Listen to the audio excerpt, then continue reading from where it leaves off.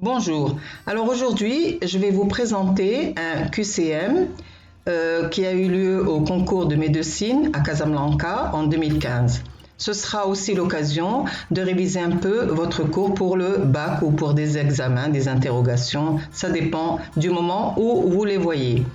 Alors je vais lire chaque question et ensuite je vous laisse le temps de répondre et je donnerai la réponse. Alors vous êtes prêts? C'est parti. Pour chaque question, choisissez la ou les bonnes réponses. Cellule diploïde contient des chromosomes homologues. Le nombre de ces chromosomes est pair. Ne peut provenir que suite à une mitose. Toute cellule diploïde entre en méiose. Peut provenir d'une cellule mère diploïde par mitose.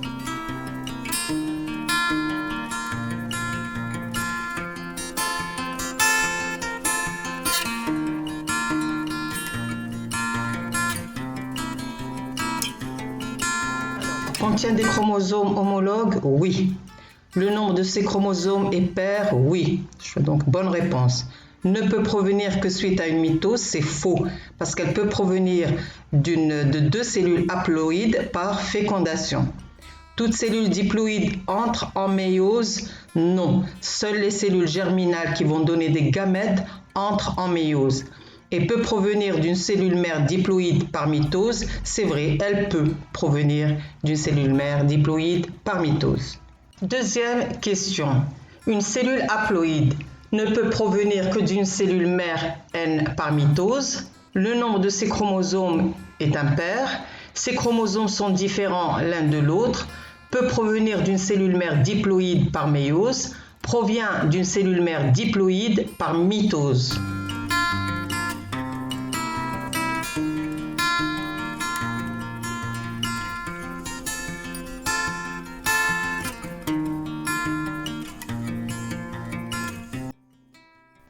Réponse à la question numéro 2. Cellule haploïde ne peut provenir que d'une cellule mère N par mitose. C'est faux. Elle peut provenir d'une cellule mère à 2N par méiose.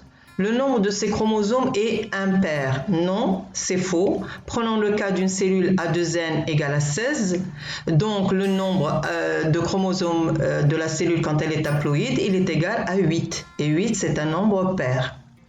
Ces chromosomes sont différents l'un de l'autre, oui, c'est juste. Peut provenir d'une cellule mère diploïde par méiose, c'est juste.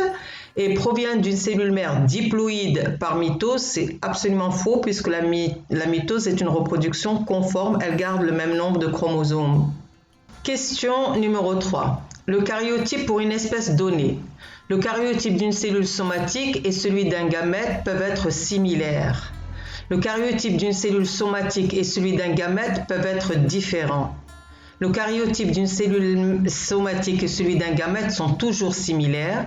Le karyotype d'une cellule somatique et celui d'un gamète sont toujours différents. Le karyotype d'une cellule sexuelle n'expose que des chromosomes sexuels.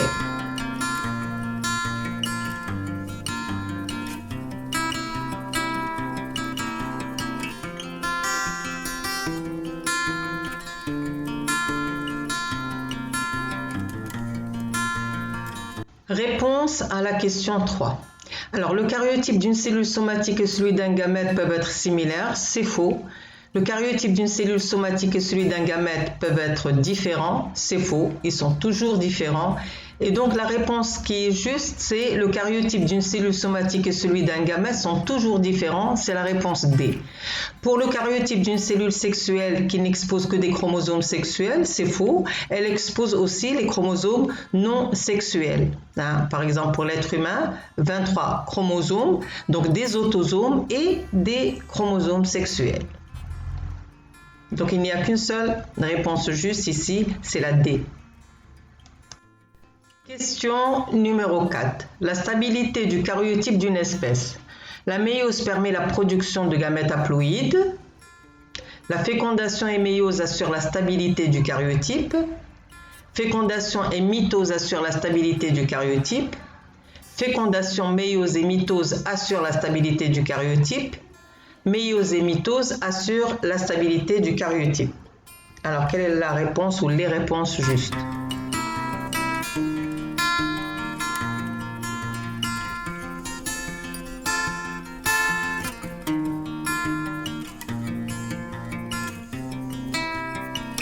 Alors, les deux seules bonnes réponses, c'est la A et la B. La méiose permet la production de gamètes haploïdes et la fécondation et méiose assure la stabilité du karyotype.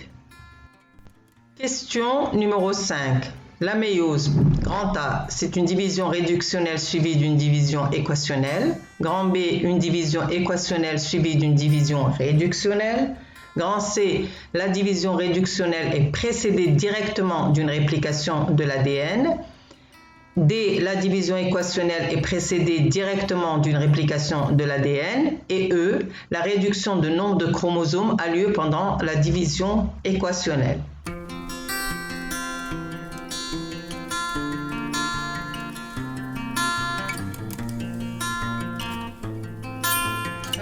Les seules réponses justes, c'est grand A et grand C. Une division réductionnelle est suivie d'une division équationnelle, donc c'est juste. Et la division réductionnelle est précédée directement d'une réplication de l'ADN. Question numéro 6. À l'issue de la division réductionnelle, les cellules obtenues sont grand A, haploïdes avec des chromosomes à 2 chromatides. B, diploïdes avec des chromosomes à 1 chromatide. C, diploïde avec des chromosomes à 2 chromatides. D, diploïde. E, haploïde. Quelles sont les réponses ou la réponse juste?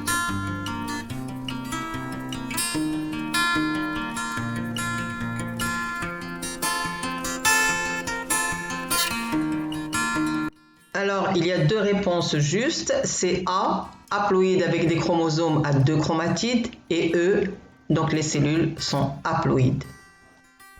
Question numéro 7. Le brassage chromosomique A se produit au cours de la division réductionnelle, B se produit au cours de la division équationnelle, C permet l'apparition de gamètes identiques, D permet l'apparition de gamètes diversifiés, E explique l'apparition phénotypes parentaux.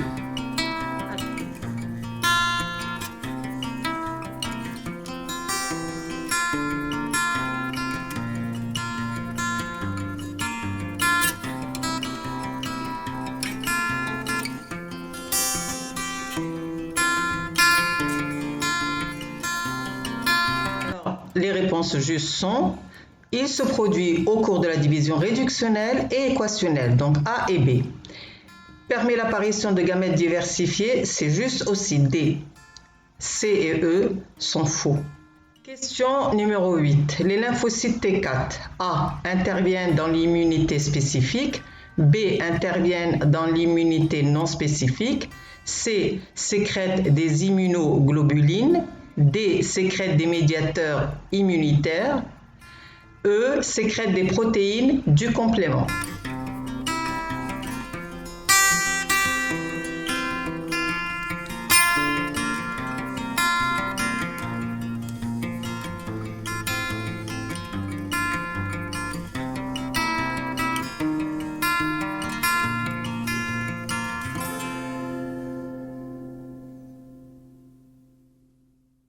Alors les deux seules réponses, c'est ils interviennent dans l'immunité spécifique, donc A, et ils sécrètent des médiateurs immunitaires D.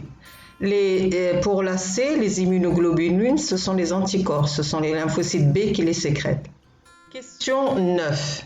La vaccination repose sur la présence ou la formation de grand A, lymphocytes mémoire avant tout contact de l'organisme avec l'antigène, B, lymphocytes mémoire après un premier contact de l'organisme avec l'antigène, C, macrophage mémoire avant tout contact de l'organisme avec l'antigène, D, macrophage mémoire après un premier contact de l'organisme avec l'antigène, et E, lymphocyte T ou B mémoire après un premier contact avec l'antigène.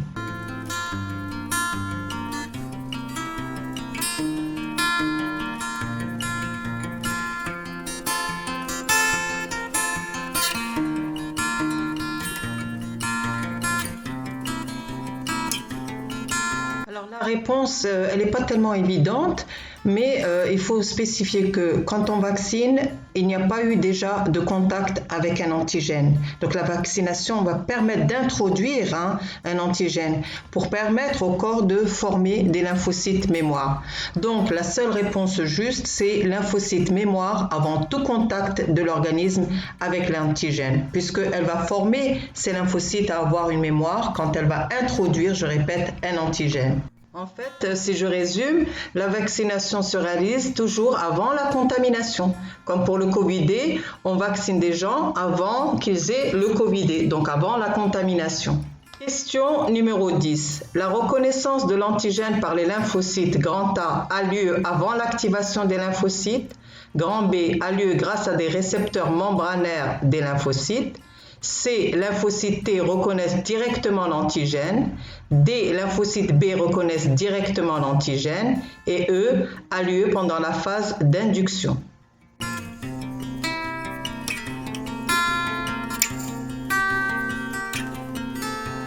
On va voir maintenant les réponses justes. La reconnaissance de l'antigène par les lymphocytes, est-ce qu'elle a lieu avant l'activation des lymphocytes? Oui, puisque l'activation des lymphocytes est une conséquence de la reconnaissance de l'antigène par les lymphocytes. Elle a lieu grâce à des récepteurs membranaires des lymphocytes, c'est juste. Lymphocytes T reconnaissent directement l'antigène? Non, il faut qu'il y ait présentation de l'antigène par une CPA. Les lymphocytes B reconnaissent directement l'antigène, oui, et elle a lieu pendant la phase d'induction, justement. C'est la phase d'induction. Donc, E est juste. Question numéro 11. L'immunité adaptative est une immunité A spécifique, B non spécifique, C dirigée contre un antigène bien déterminé, D faisant intervenir des macrophages, E qui est toujours à médiation humorale.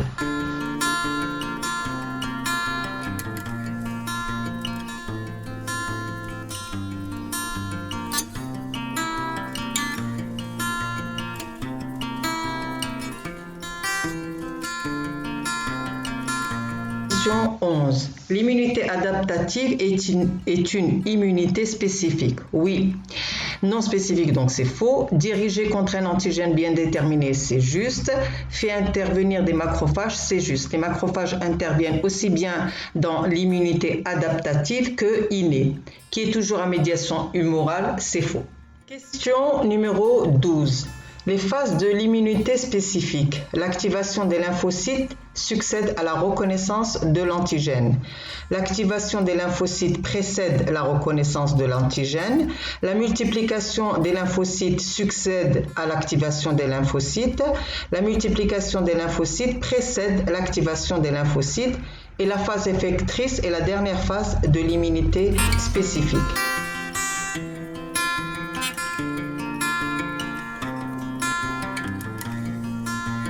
Réponse juste à la question 12, c'est la A, la C et la E. Question numéro 13. L'immunité à médiation humorale a pour effecteur des lymphocytes B, a pour effecteur des lymphocytes T, a pour effecteur des anticorps, nécessite des anticorps et de la perforine, nécessite le facteur du complément.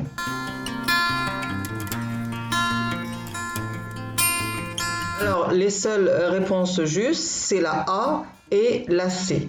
Question numéro 14. Il y a toujours, dans le cas de deux gènes indépendants, A, il y a toujours une codominance entre les allèles de chacun de ces deux gènes. B, il y a toujours une dominance totale entre les allèles de chacun de ces deux gènes. C, les deux gènes sont portés par des chromosomes différents. D, les deux gènes sont portés par le même chromosome. Et E, la ségrégation indépendante de ces gènes a lieu pendant l'anaphase 1.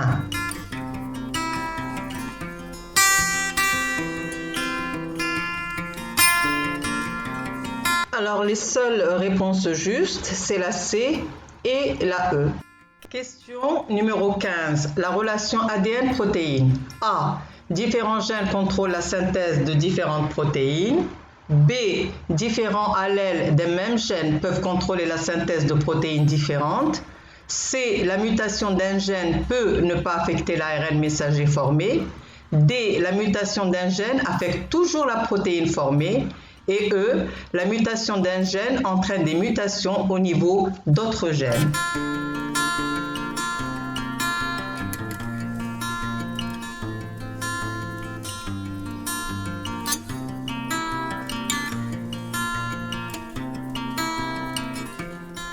Alors, les réponses justes sont A, différents gènes contrôlent la synthèse de différentes protéines. B, différents allèles des mêmes gènes peuvent contrôler la synthèse de protéines différentes, par exemple les groupes sanguins.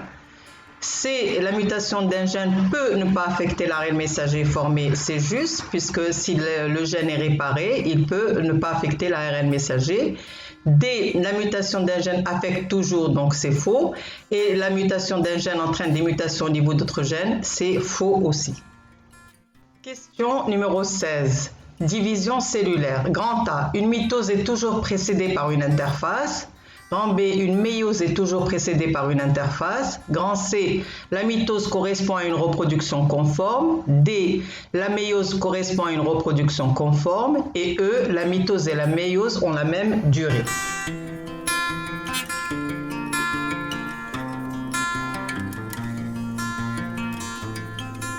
Alors bien évidemment, les réponses sont les suivantes. Les réponses justes sont les suivantes. Une mitose est toujours précédée par une interface, juste. Une méiose est toujours précédée par une interface, donc c'est juste. C'est juste, la mitose correspond à une reproduction conforme. D, c'est faux. Et E, c'est faux aussi. Question numéro 17. Dans le cas d'un monohybridisme avec dominance totale, le croisement entre individus de phénotype N donne une génération formée de 75% d'individus à phénotype M et de 25% d'individus à un phénotype petit m. On peut déduire de ces résultats que A, les parents sont hétérozygotes pour le caractère étudié. B, les parents sont de race pure pour le caractère étudié. C, les individus M obtenus sont tous homozygotes pour le caractère étudié. D, les individus M obtenus sont tous homozygotes pour le caractère étudié. Et E, l'un des parents est de race pure, l'autre est hybride pour le caractère étudié.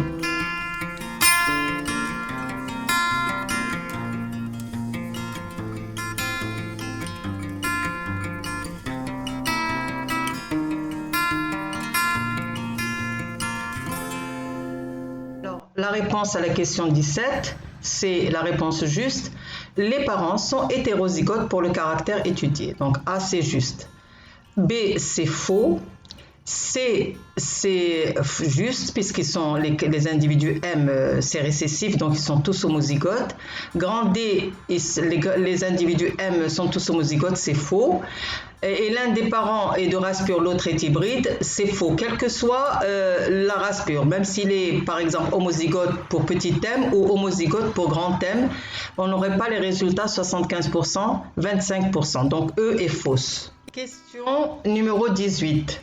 Pendant l'infection par le VIH, la transcriptase inverse est l'enzyme permettant A, la formation de l'ADN viral à partir de l'ARN viral. B, la formation de l'ARN viral à partir de l'ADN viral. C, l'intégration de l'ARN viral dans l'ADN du lymphocyte. D, l'intégration de l'ADN viral dans l'ADN du lymphocyte. Et E, la synthèse de protéines virales.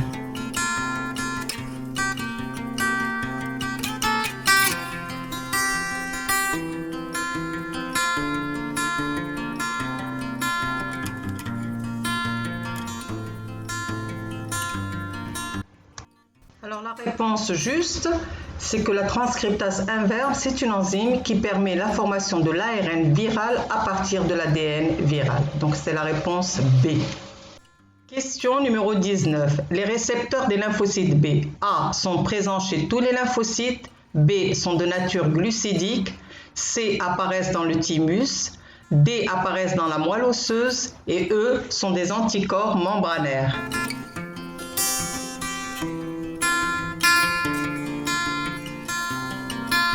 Alors, les réponses à la question 19 sont la D et la E. En effet, les récepteurs apparaissent dans la moelle osseuse, ceux des lymphocytes B. Et ce sont en effet des anticorps membranaires. Ils sont insérés au niveau de la membrane des lymphocytes B. Alors, de nature glucidique, la B c'est faux puisque ce sont des protéines. Ils sont présents chez tous les lymphocytes? Eh bien non, ils sont présents chez les lymphocytes B. Et enfin, on arrive à la dernière question de ce concours.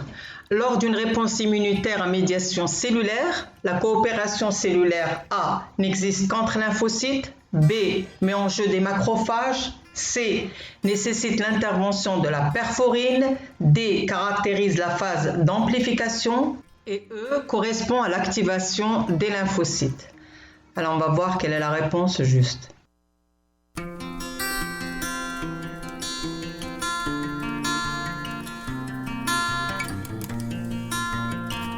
La réponse A est fausse, la réponse B est juste. En effet, la coopération met en jeu des macrophages.